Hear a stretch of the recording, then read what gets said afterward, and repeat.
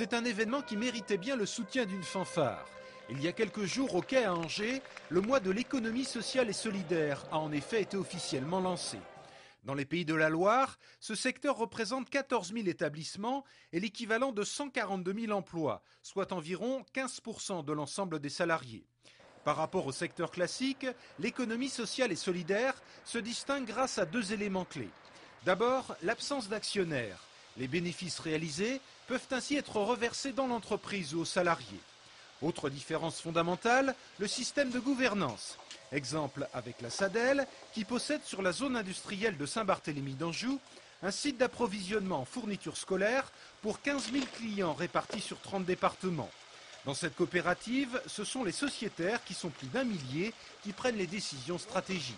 Ces sociétaires sont une grande partie d'enseignants, puisque la coopérative est née par des enseignants. Et l'ensemble de ces sociétaires se réunissent dans une assemblée générale, élisent un conseil d'administration avec un président. Et ce président et ce conseil d'administration détermine les activités et les orientations qu'elle confie au directeur général que je suis. Dans un contexte global de crise, ce mois de l'économie sociale et solidaire semble donc tomber à point nommé pour promouvoir une autre façon de penser.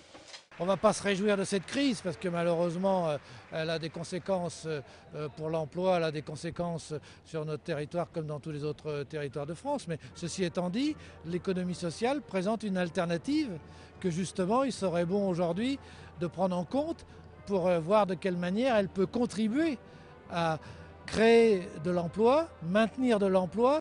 À titre d'indication, sachez que depuis l'an 2000, l'économie sociale et solidaire a créé quelques 20 000 emplois dans les Pays de la Loire.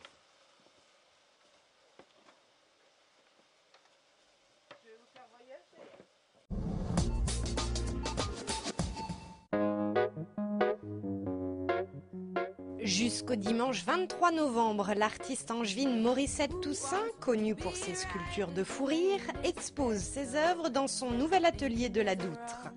Des sculptures donc, mais aussi des toiles, car l'artiste peint également de grands formats aux couleurs chaudes.